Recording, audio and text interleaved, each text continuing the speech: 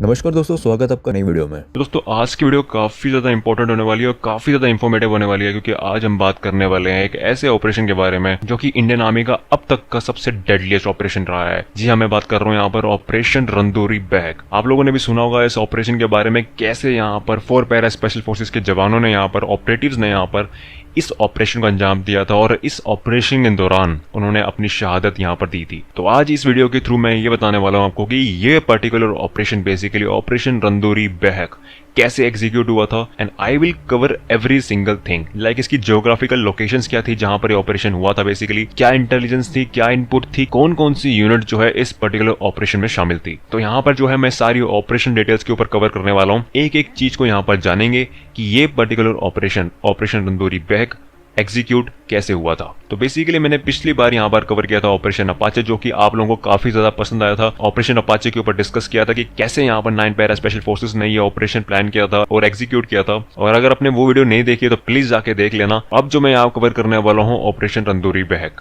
तो ये Indian army का अब तक का सबसे डेडलीस्ट ऑपरेशन में से आता है, क्योंकि यहाँ पर जो देखा गया था वो था हैंड टू हैंड कॉम्बैट, बिल्कुल आमने सामने की लड़ाई, वो भी घने जंगलों में जहां पर 5 से 6 फीट बर्फ जो है यहाँ पर रहती है। तो वहां पर जो है हैंड टू हैंड कॉम्बैट हुआ था ऑपरेशन रंदोरी बैग के अंदर, और तभी यहाँ पर जो है इस ऑपरेशन को यहाँ पर जो है सबसे डेडलीस्ट माना जाता है। तो यहाँ पर शुरुआत करते हैं स्टार्टिंग से कि एक्चुअल इंटेलिजेंस आया कहाँ पर, एक्चुअल इनपुट आया कहाँ पर। तो बेसिकली ये ऑपरेशन हुआ था केरन सेक्टर में। बेसिकली अब जो फिलहाल मैप में देख रहे हो ये आता है केरन सेक्टर, और यहाँ पर जो है किरण गांव, और जो व्हाइट लाइन आप यहाँ पर देख पा रहे होंगे dot dot dot, this is an LOC basically, जो कि पीओके और इंडिया को डिवाइड करती है। अब जो एक्चुअल में फाइट हुई थी बेसिकली यहाँ पर जो हैंड टू हैंड कॉम्बैक्ट हुआ था वो इसी इलाके में हुआ था, जहाँ पर हमारे 4 पैरा स्पेशल फोर्सेस के यहाँ पर जवान गए थे और उन्होंने यहाँ पर 5 टेररिस्ट को एलिमिनेट किया था। तो ये पूरा जो एरिया यहाँ पर जो सर्कल में देख रहे हो, ये पूरा एरिया यहाँ पर जो है केरन सेक्टर के अंदर आता है, और ये जो केरन सेक्टर है बेसिकली कुपवाड़ा डिस्ट्रिक्ट में आता है। और मैक्सिमम इन्फिल्ट्रेशन जो है यहाँ पर आतंकवादियों की केरन सेक्टर से काफी बार हुई है। तो ये कोई नई बात नहीं थी कि यहाँ पर इन्फिल्ट्रेशन होगी, क्योंकि ये काफी वर्नेबल जगह है। इस जगह से जो है इन्फिल्ट्रेशन हो सकती है, पॉसिबल है, क्योंकि यहाँ की कंडीशन जो है, वेदर कंडीशन, यहाँ पर तूफान जिस तरीके से आता है, यहाँ पर जो हैवी स्नोफॉल होता है, 5-5, 8-8 फीट बर्फ जो यहाँ पर गिरती है, तो उसका फायदा यहाँ पर आतंकवादी उठाते हैं। अब जाहिर सी बात है यहाँ पर इन्फ्लेटेशन रोकी भी जाती कई बार, और कई बार हो भी जाती है। तो ये जो इन्फ्लेटेशन थी काफी इंपॉर्टेंट थी बाकियों के मुकाबले, और इसको रोकना जो है कंपलसरी था बेसिकली। तो वापिस आते हैं अपने डिटेल्स के ऊपर। तो यहाँ पर सबसे पहले इनपुट मिलती है यहाँ पर 8 जाट रेजिमेंट को। अब 8 जाट रेजिमेंट बेसिकली यहाँ पर जो है एलओसी के फॉरवर्ड पोस्ट में तैनात थी, जो कि केरन सेक्टर में पड़ता है। मतलब कहीं ना कहीं 8 जाट रेजिमेंट जो है केरन सेक्टर में तैनात थी। तो इनको यहाँ पर जो है 1 अप्रैल को एक इनपुट मिलती है, एक इंटेलिजेंस मिलती है कि पीओके से कुछ टेररिस्ट यहाँ पर जो है एलओसी क्रॉस कर चुके हैं केरन सेक्टर के अंदर। तो ये जब इनपुट यहाँ पर 8 जाट रेजिमेंट को मिलती है तो इन्होंने यहाँ पर सर्विलेंस करना चालू कर देते हैं। तो ये जो दौर था वो था 2020 का, बेसिकली 2020 1 अप्रैल की बात थी, जब यहाँ पर लॉकडाउन लग चुका था भारत के अंदर, और इसका फायदा जो है आतंकवादी उठाना चाहते थे। और उस टाइम जो है इंडियन आर्मी काफी हाई अलर्ट मोड में थी कि यहाँ से हम जो है इन्फिल्ट्रेशन बिल्कुल नहीं होने देंगे, कि चांसेस हैं यहाँ से जो है इन्फिल्ट्रेशन करने की कोशिश करेंगे टेररिस्ट। तो काफी हाई अलर्ट मोड में थी हमारे इंटेलिजेंस सोर्स भी और इंडियन आर्मी भी। तो इंटेलिजेंस मिलती कि कुछ आतंकवादी यहाँ पर एलओसी के पार केरन सेक्टर में एंटर कर चुके हैं। और जब ये बात 8 जाट रेजिमेंट को पता लगी तो उन्होंने यूएवी सर्वेलेंस करना चालू कर दिया ड्रोन के थ्रू। और जब उन्होंने यूएवी सर्वेलेंस करना चालू किया तो उनके कुछ फुटस्टेप्स यहाँ पर दिखाई देने लग गए। और जब यहाँ पर दिखाई देने लगे तो उन्होंने उस चीज को फॉलो किया कि ये फुटस्टेप्स जो बेसिकली बर्फ में दिखे हैं किस तरफ गए हैं और किस जगह को टारगेट ये लोग करने वाले हैं। तो डायरेक्शन यहाँ पर पता करने की कोशिश कर रहे थे, और ये मालूम पड़ा कि कहीं ना कहीं ये जो टेररिस्ट जो इन्फ्लेटेड करे हैं ये गुलाब पोस्ट को टारगेट करने वाले हैं। तो गुलाब पोस्ट जो बेसिकली केरन सेक्टर के सबसे इंपॉर्टेंट पोस्ट है, जिसको कई बार यहाँ पर टारगेट करने की कोशिश की है। तो बेसिकली ये जो टेररिस्ट आए थे टारगेट करने आए थे गुलाब पोस्ट को, कैसे न कैसे यहाँ पर गुलाब पोस्ट तक पहुंचा जाए। अब थोड़ा सा कंफ्यूजिंग लग रहा होगा आप लोगों को कहीं ना कहीं कि भाई एलओसी क्रॉस भी कर चुके हैं बट गुलाब पोस्ट तक पहुंचना भी है, तो कहीं ना कहीं ये समझ नहीं आ रहा कि पोस्ट पीछे रहेगी है कि पोस्ट आने वाली है। तो ये पर्टिकुलर चीज मैं आपको क्लियर करने वाला हूँ। तो बेसिकली आप जो एरिया देख रहे हो ये पूरा केरन सेक्टर है, ठीक है। और जो इन्फ्लेटेशन हुई है वो बताई जाती है कि वो कहीं ना कहीं इस एरिया से हुई है। और जो एलओसी यहाँ बताई जाती है वो 8 छोटे छोटे डॉट्स आप देख रहे हो व्हाइट लाइन में, ये हमारी एलओसी है, जो कि नीलम रिवर से डिवाइड होती है। बेसिकली नीलम रिवर एक टाइप से आप इसको बोल सकते हो natural LOC, but actual fencing India की यहाँ पर नहीं है। एक्चुअल फेंसिंग आपको यहाँ देखने को मिलेगी इस ग्रीन लाइन में। जो मैंने आपको ग्रीन लाइन यहाँ मार्क करी हुई है, इस लाइन में जो है एक्चुअल इंडियन आर्मी फेंसिंग है, जो कि यहाँ पर कम से कम 10-11 फुट की रहती है। अब आपको कहीं ना कहीं समझ नहीं आ रहा होगा कि भाई एलओसी वहां पर है तो फेंसिंग भी वहां पर होनी चाहिए, इधर फेंसिंग क्यों है बेसिकली। तो जो टेररिस्ट जो है यहाँ पर गुलाब पोस्ट को टारगेट करने आ रहे थे, उन्होंने एलओसी क्रॉस कर दिया था बट फेंसिंग क्रॉस नहीं करी थी बेसिकली। तो ये इनपुट जो है यहाँ दूसरी तरफ से मिल गई थी हमें, और सरहद उस पार यहाँ पर कोई ना कोई इंटेलिजेंस यहाँ पर हमें मिल गई थी कि कोई ना कोई ऐसी कासिम पोस्ट है पाकिस्तान की, वहां से जो निकले हैं और गुला पोस्ट की तरफ बढ़ रहे हैं। अगर आपको ये पर्टिकुलर चीज समझने की यहाँ फेंसिंग क्यों है, आपको ये जानना होगा कि कारगिल में हुआ क्या था। कारगिल में हमारी इंडियन आर्मी पोस्ट जो है टॉप पे थी, जिससे पूरा एरिया जो है लद्दाख हाईवे का हम देख सकते थे। मतलब एक टाइप से सारी विजुअल्स हमें क्लियर थी। और जो भी कारगिल के अंदर लड़ाई हुई थी वो पोस्ट के ऊपर हुई थी, पोस्टों को कैप्चर करने के ऊपर हुई थी। तो बेसिकली यहाँ पर उस टाइम एग्रीमेंट हुआ था दोनों कंट्रीज के बीच में कि ड्यूरिंग विंटर्स हम दोनों आर्मी जो है नीचे आ जाएंगे, क्योंकि वेदर कंडीशन खराब थी, सप्लाई इतना पहुंचता नहीं था, तो जवानों को काफी दिक्कत आ रही थी। तो इस चीज का फायदा उठा के पाकिस्तानियों ने इंडियन आर्मी पोस्ट पे कैप्चर कर लिया, जिससे वो पूरा लद्दाख का हाईवे यहाँ पर जो देख सकते थे कि कौन सी व्हीकल जा रही है, कौन सी मूवमेंट हो रही है, एवरी सिंगल थिंग, विलेज में क्या हरकत हो रही है, गांव में क्या हरकत हो रही है। तो आप उसी का एग्जांपल लो कि जितने आप टॉप पे बैठे रहोगे, जितने आप हाई एल्टीट्यूड में बैठे रहोगे, उतना आपको विजन रहेगा, उतना आप जो है सटीकता से वार कर पाओगे। तो यहाँ पर भी जो है सेम तरीका अपनाया है कि जितने हाई एल्टीट्यूड में आप पोस्ट बनाओगे उतना एरिया आप कवर कर पाओगे। ऐसा नहीं होता कि अगर यहाँ पर एलओसी है तो कोई पाकिस्तानी पोस्ट आपको यहाँ दिख जाएगी, कोई इंडियन आर्मी पोस्ट यहाँ दिख जाएगी, ऐसा नहीं होता है। वो तो फिर डायरेक्ट रेडार में होंगे, आमने सामने की लड़ाई हो सकती है, सामने सामने पोस्ट दिखती है फिर तो बेसिकली यहाँ पर हाई एल्टीट्यूड को पकड़ा जाता है, और यही एक हाई एल्टीट्यूड है जो कि पूरा केरन सेक्टर को यहाँ पर इजीली देख सकती है। दैट्स वाई फेंसिंग यहाँ पर लगाई है, ना कि नीचे। अब इतनी बात क्लियर होगी तो अब यहाँ बात करते हैं एलओसी क्रॉस हुई कैसे है। तो बेसिकली यहाँ पर आतंकवादियों ने एलओसी क्रॉस कर दी थी but not fencing. Fence cross करने के लिए उनको टॉप पे आना पड़ता। जब ये इनपुट मिली तो यहाँ पर सर्विलेंस और पेट्रोलिंग बढ़ गई। अब जब यहाँ पर पेट्रोलिंग हुई तो पेट्रोलिंग के लिए यहाँ पर 2 अप्रैल को बेसिकली जब उनके मूवमेंट्स दिखे तो उसी डायरेक्शन की तरफ एक पेट्रोलिंग यूनिट यहाँ पर भेजी गई, और जिस यूनिट को यहाँ पर भेजा गया वो थी 41 RR एंड 57 RR। तो ये दोनों यूनिट जो है यहाँ पर पेट्रोलिंग में जाती है, और 2 अप्रैल को यहाँ पर जो है उसी निशाने में जो भी सर्विलेंस से पता लगा, जो भी इनपुट थी कि इस जगह पे जा सकते हैं, तो उसी जगह पे जो है यहाँ पर ये दोनों यूनिट जाती है, और 2 अप्रैल को यहाँ पर जो है कांटेक्ट एस्टैब्लिश्ड होता है। तो इन दोनों यूनिट ने जो है यहाँ पर 2 अप्रैल को उसी लोकेशन पे जिसको ये फॉलो कर रहे थे, उसी लोकेशन पे उसी डायरेक्शन में जो है वही टेररिस्ट जो है यहाँ पर दिखते हैं। तो बेसिकली 2 अप्रैल को यहाँ पर कांटेक्ट करने की कोशिश करी, यहाँ पर कांटेक्ट एस्टैब्लिश हुआ, फायर फाइट हुई यहाँ पर टेररिस्ट के साथ, और इतनी हैवी फायरिंग हुई उस जगह पे कि उन्होंने जितने भी टेररिस्ट थे बेसिकली यहाँ पर पता लग गया था कि 5 टेररिस्ट जो है यहाँ पर इन्फिल्ट्रेट करें, और उन 5 ने यहाँ पर हैवी फायरिंग के चलते इतना हैवी पेलोड जो भी वो कैरी कर रहे थे, खाना पीना, एम्यूनिशन, तो वो सब डंप कर दिया, और जो भी मेन उनके पास हथियार थे वो लेके भागे। अब जाहिर सी बात है, बर्फीले तूफान, बर्फीली जगह पे यहाँ पर आपकी मूवमेंट जो है काफी ज्यादा स्लो हो जाती है, और अगर उन्होंने वो पेलोड ड्रॉप नहीं किया होता उस टाइम तो डेफिनेटली वो जो है उसी जगह पे एलिमिनेट हो जाते। बट यहाँ पर जो है उन्होंने वो पेलोड जितना भी वो लोड कैरी करके आए थे वो सब ड्रॉप किया उन्होंने, खाना पीना का सामान, और वो जो है दूसरी पहाड़ी की तरफ बेसिकली दूसरी डायरेक्शन की तरफ भागने लग गए। तो अब उस पर्टिकुलर ऑपरेशन को कंटिन्यू करने के लिए और खत्म करने के लिए यहाँ पर 4 पैरा स्पेशल फोर्सेस को यहाँ पर बुलाया जाता है। अब 4 पैरा स्पेशल फोर्सेस की जो टुकड़ी थी बेसिकली कुपवाड़ा में पोस्टेड थी।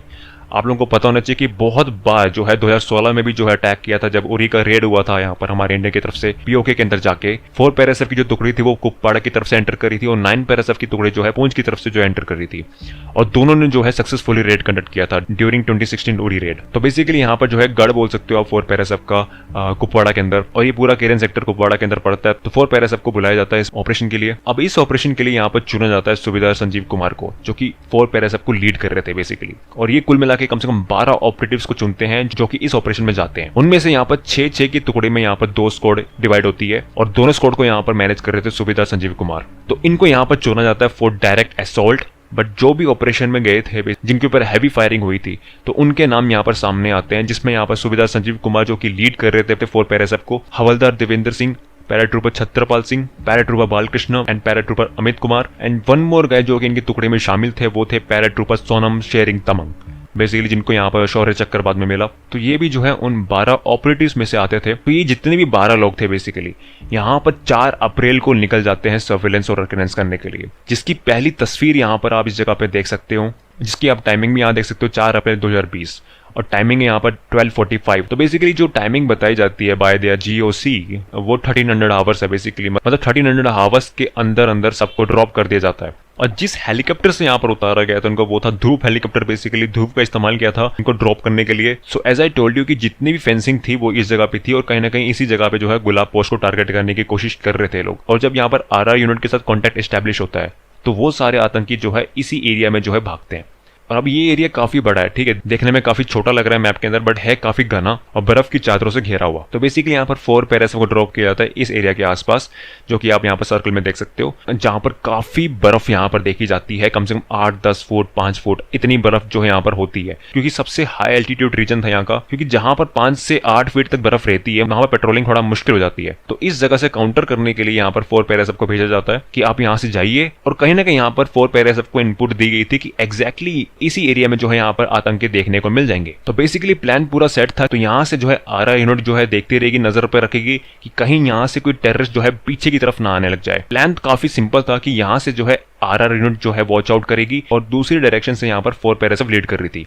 अब लगभग यहाँ पर 5 से 6 घंटे लग जाते हैं यहाँ पर सूबेदार संजीव कुमार की टीम को, पूरी 4 पैरासूट के ऑपरेटिव्स को पहुंचने में। अगर टाइमिंग यहाँ पर नोट की जाए तो कम से कम 1300 आवर्स के अंदर यहाँ पर जो है इन्होंने चढ़ाई करना चालू कर दी थी, रेकनेस करना चालू कर दिया था। और 5 तारीख को बेसिकली 5 अप्रैल को सारे ऑपरेटिव्स जो है यहाँ पर बहुत क्लोज पहुंच जाते हैं आतंकवादियों के। इनपुट क्लियर थी कि 5 टेररिस्ट हैं इसी एरिया में कहीं ना कहीं होंगे। अब यहाँ पर होता क्या है कि 2 पहाड़ी सामने आ जाती है सूबेदार संजीव कुमार के आगे, और वो डिसीजन लेते हैं कि एक टुकड़ी जो है यहाँ पर राइट साइड पहाड़ी पे जाएगी और दूसरी टुकड़ी जो है लेफ्ट साइड वाली पहाड़ी पे जाएगी, और दोनों को कोई मूवमेंट देखे तो एंगेज करेंगे एंड देन एलिमिनेट करेंगे। तो फ्रीक्वेंसी चेंज करके दोनों के दोनों जो स्क्वाड है, बेसिक दोनों के दोनों जो है ग्रुप है, अलग अलग डायरेक्शन चल जाते हैं, जिसमें से एक टुकड़ी में 6 ऑपरेटिव और दूसरी टुकड़ी में 6 ऑपरेटिव। टोटल यहाँ पर 12 ऑपरेटिव जो है यहाँ पर घने जंगलों में ऑपरेट कर रहे थे। तो यहाँ पर सूबेदार संजीव कुमार की टुकड़ी में कौन कौन लोग थे उनके बारे में यहाँ पर देखते हैं। तो यहाँ पर सूबेदार संजीव कुमार की टुकड़ी में 6 लोग थे बेसिकली उनको मिला के, इसमें से paratrooper Balakrishna, paratrooper Amit Kumar, havildar Devendra Singh, paratrooper Chhatrapal Singh and paratrooper Sonam Tshering Tamang. ये 6 ऐसे ऑपरेटिव थे जो कि अलग डायरेक्शन में गए थे बेसिकली, जिनके साथ हैंड टू हैंड कॉम्बैक्ट हुआ था। तो यहाँ पर 5 अप्रैल आ चुका था, दोपहर का वक्त था।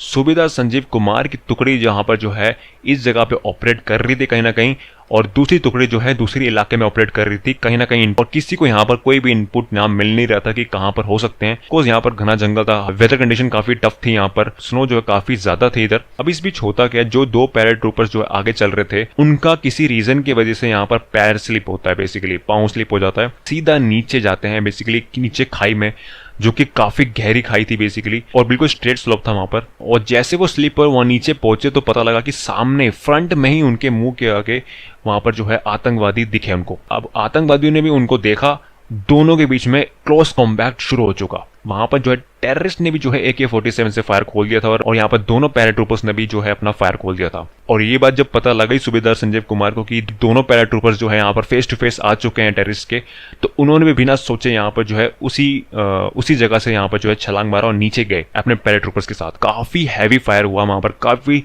घंटे तक हैवी फायर हुआ, और वहां पर सूबेदार संजीव कुमार जो है बिल्कुल हैंड टू हैंड कॉम्बैक्ट में आ जाते हैं एक टेररिस्ट के साथ, और एक आतंकवादी को वहां पर जो है मार गिराया वहां पर अपने हाथों से ही। बाद में उनको भी गोली लग जाती है, और जितने भी पैराट्रूपर्स थे नीचे जो कि डायरेक्टली यहाँ पर जो है फेस टू फेस आ चुके थे, उनको भी यहाँ पर जो है गोलियां लग जाती हैं। तो बेसिकली शाम तक ये जो फाइट चलती है, जिसमें से हमारे एक स्क्वाड के मैक्सिमम 5 लोग जो है यहाँ पर शहीद हो जाते हैं, और उन 6 में से एक पैराट्रूपर यहाँ पर बचता है जो कि थे पैराट्रूपर सोनम शेरिंग तमंग।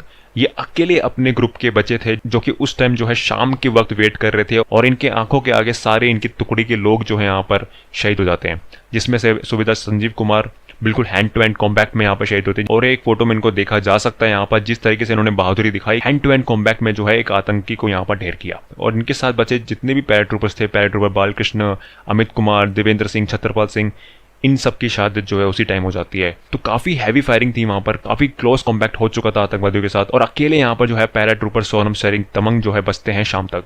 तो इन्होंने जो है अकॉर्डिंग टू द रिपोर्ट्स काफी इन्होंने बताया इसके बारे में कि शाम तक ये वेट करते रहे, रात तक वेट करा उन्होंने। तो इन्होंने एक टेररिस्ट को एलिमिनेट किया उस जगह पे पिन पॉइंट हेडशॉट पे, और दूसरा जो टेररिस्ट बचा था बेसिकली 3 मारे जा चुके थे, 2 बचे थे, जिनमें से एक यहाँ पर पैराट्रूपर सोनम शेरिंग तमंग ने यहाँ पर इनको एलिमिनेट किया, और दूसरा जो टेररिस्ट बचा था उसको यहाँ पर ग्रेनेड के थ्रू उसको इंजर कर दिया। बाद में जो भागा हुआ टेररिस्ट था जो कि इंजर था यहाँ पर ग्रेनेड से, उसको LOC में एलिमिनेट कर दिया जाता है बाय 8 जाट रेजिमेंट इन्फेंट्री। फिर इन्होंने जो है संपर्क किया दूसरी टुकड़ी को जो कि 4 पैरासूट की टुकड़ी थी जो कि दूसरी डायरेक्शन में गई थी, तो वो भी टुकड़ी जो है उस जगह पे आती है एंड इस तरीके से जो है यहाँ पर सारे टेररिस्ट को एलिमिनेट कर दिया जाता है। और ये अब तक का सबसे डेडलीस्ट ऑपरेशन था, बिल्कुल जो कि बिल्कुल फेस टू फेस यहाँ पर हैंड टू हैंड कॉम्बैट हुआ था। फिर बाद में इन सभी को यहाँ पर इवैक्यूएट किया जाता है और ये पता लगता है कि जितने भी टेररिस्ट मारे गए हैं वो लश्कर और हिजबुल मुजाहिदीन के यहाँ पर टेररिस्ट थे बेसिकली, जिनमें से 3 ऐसे टेररिस्ट थे जो कि कश्मीर के रहने वाले थे, जो कि इंडिया की LOC से क्रॉस करके पाकिस्तान गए थे। और इस वीरता के लिए यहाँ पर पैराट्रूपर सोनम शेरिंग तमंग को यहाँ पर शौर्य चक्र से सम्मानित किया जाता है और सूबेदार संजीव कुमार को यहाँ पर कीर्ति चक्र से सम्मानित किया जाता है। पैराट्रूपर बालकृष्ण को यहाँ पर सेना मेडल से सम्मानित किया जाता है। पैराट्रूपर अमित कुमार यहाँ पर सेना मेडल से सम्मानित किया जाता है। पैराट्रूपर छत्रपाल सिंह यहाँ पर सेना मेडल से सम्मानित किया जाता है इनको। एंड हवलदार देवेंद्र सिंह, इनको भी जो है सेना मेडल से सम्मानित किया जाता है। तो ये थे हमारे ब्रेव हार्ट्स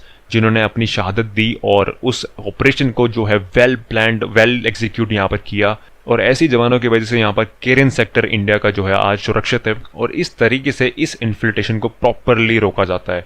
तो ये था ऑपरेशन रंदोरी बैक, इंडियन आर्मी का अब तक का सबसे डेडलीस्ट ऑपरेशन, जिसको हमेशा याद रखा जाएगा।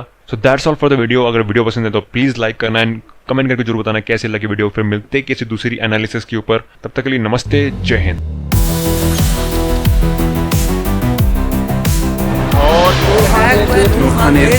खान बेस में आगे गिरे। गोलारी एयरबेस सक्कर एयरपोर्ट की साइड बेसा थाना बोला खानारी Sargodha cantt Sukkur airport Jacobabad airport Rawalpindi cricket stadium मस्जिद तैयबा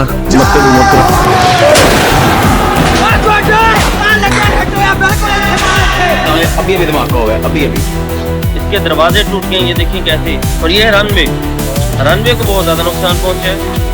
डाटा काटा बंद करो, सब कुछ बंद करो, सब कुछ बंद करो और चुप हो। ਲੈ ਵੀ ਮਿੱਤਰੋ ਭੈਣ ਚੋਤੀ ਹੈ ਇਹਨਾਂ ਦੀ ਰਾਤ ਦੀ।